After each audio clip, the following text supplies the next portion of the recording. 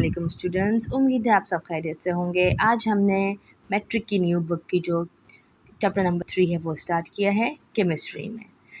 Organic chemistry हम जानते हैं केमिकल इंटरेक्शंस के बारे में पढ़ाया जाता है, उनके प्रॉपर्टीज़, उनके matters.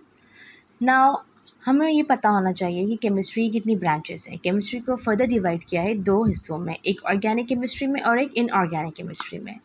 Now what is organic chemistry में हम किसके बारे में पढ़ते हैं? ऑर्गेनिक केमिस्ट्री में हम कार्बन और हाइड्रोजन के बारे में पढ़ते हैं, इसलिए हाइड्रोकार्बन्स और उनसे बनने वाले कंपाउंड्स, केमिकल, उनके बारे में पढ़ा जाता है।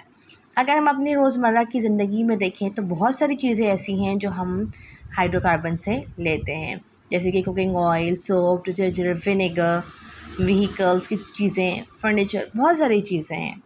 पहले वक्तों में 1828 से पहले ये माना जाता था कि वाइटल फोर्स थ्योरी बेस है ऑर्गेनिक कंपाउंड की। ना what is vital force theory? जिस किसी जानदार से कोई चीज़ डेवलप हो तो उसको हम वाइटल फोर्स थ्योरी कहते हैं।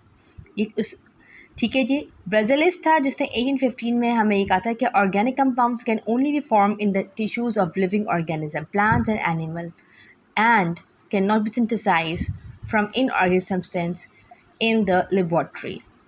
अकॉर्डिंग टू ब्राज़िलिस वो क्या कहते हैं कि जी अगर आपको कोई ऑर्गेनिक कंपाउंड चाहिए तो it should be pre existing, यानी कि वो किसी भी जानदार के पास से मिलेगा आपको, आप लेबॉर्ट्री में उसको नहीं बना सकते।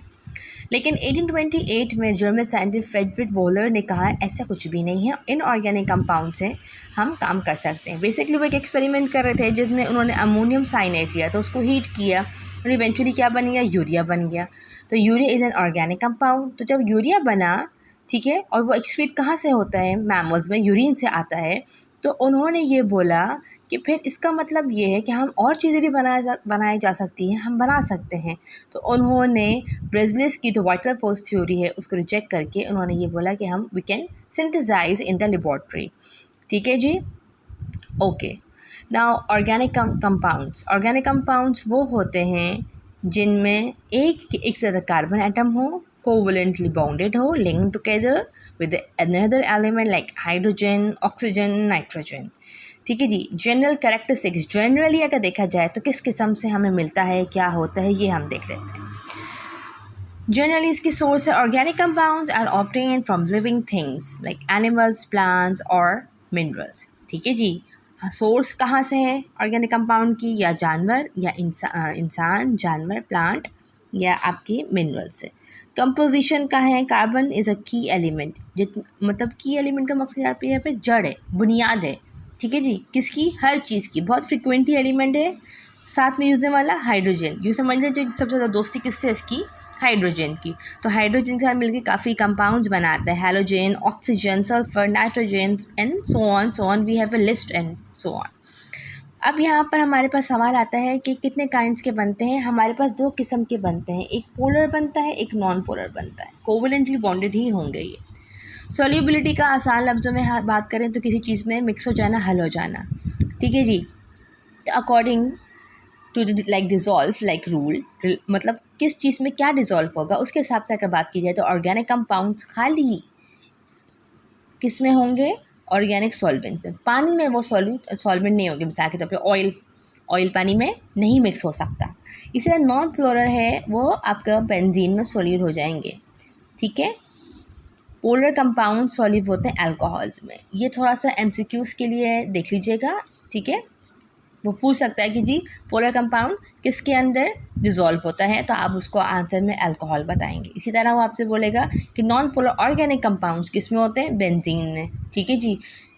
अच्छा जी। और ऑर्गेनिक सॉल्वेंट में ऑर्गेनिक कंपाउंड्स होंगे। मेल्टिंग एंड बॉइलिंग पॉइंट, ये हम पहले भी पढ़ चुके हैं कि मेल्टिंग मतलब पिघलना, बॉइलिंग मतलब उबलना। हर चीज़ का कुछ ना कुछ मेल्टिंग एंड बॉइलिंग पॉइंट होता है। Yes, everyone has its. तो ऑर्गेनिक कंपाउंड के भी होते हैं लेकिन कम, लोअर, छोटे। ठीक है। रेट ऑफ रिएक्टिविटी मतलब क्या है? रिएक्शंस करना। तो इसमें जो ऑर्गेनिक कंपाउंड है बहुत स्लो है। ठीक है, बहुत लेजी है you can say. Electrical conductivity यानी कि उनके अंदर से क्या बिजली गुजर सकती है।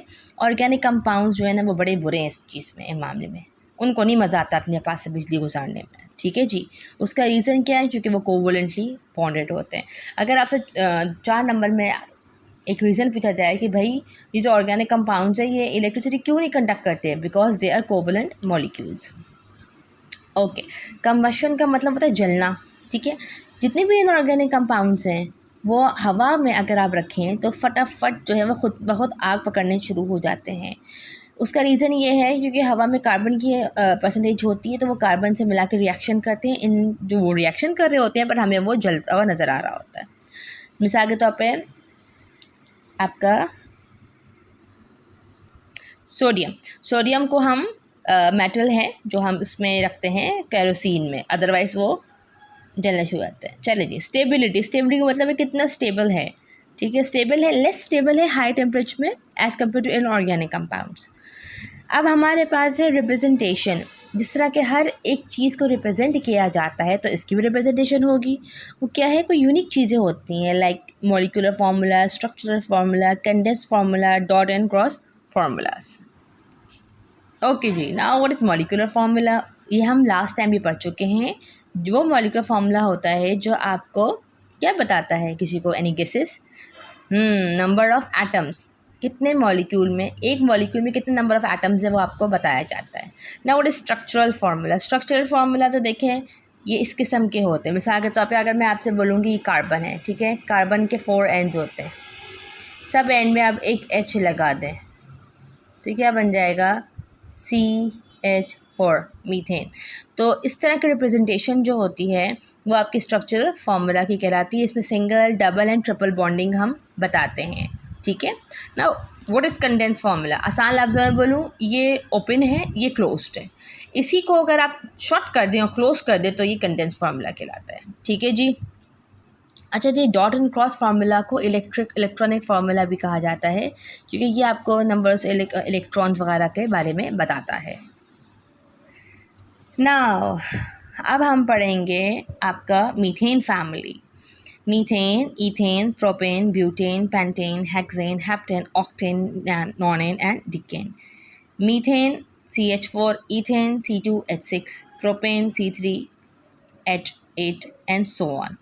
यहाँ से नंबर ऑफ़ कार्बन 1 2 3 4 के हिसाब से बढ़ते हैं। यहाँ से table of 2 2 4 6 8 10 12 14 16 18 and 20 and so on, ठीक है जी। ये स्ट्रक्चरल फार्मूला है, ये ऐसा कंडेंस फार्मूला है। ये आपको टिप पे होना चाहिए कि मीथेन के बाद क्या आएगा, ईथेन फिर प्रोपेन, फिर ब्यूटेन, पेंटेन, हेक्सेन, हेप्टेन, ठीक है, हेप्टा 7, ऑक्टा 8, ठीक है, ब्यूटेन 4, प्रो 3। तो ये आपको मतलब एक कार्बन के साथ आप, तो बेसिकली ये नंबर ऑफ़ कार्बन रिप्रेजेंट होता है, यहाँ से कार्बन है, यहाँ से हाइड्रोजन है, ये इनकी सिंगल बॉन्डिंग आपको पता चल रही है। इन सब में मीथेन फैमिली में सिंगल बॉन्डेड होते हैं, आप देख सकते हैं। तो आज हमने जो है यहाँ तक ही रखना है, फिर नेक्स्ट टाइम नेक्स्ट वीडियो में इंशाल्लाह मज़ीद आगे अपलोड करूँगी। Thank you.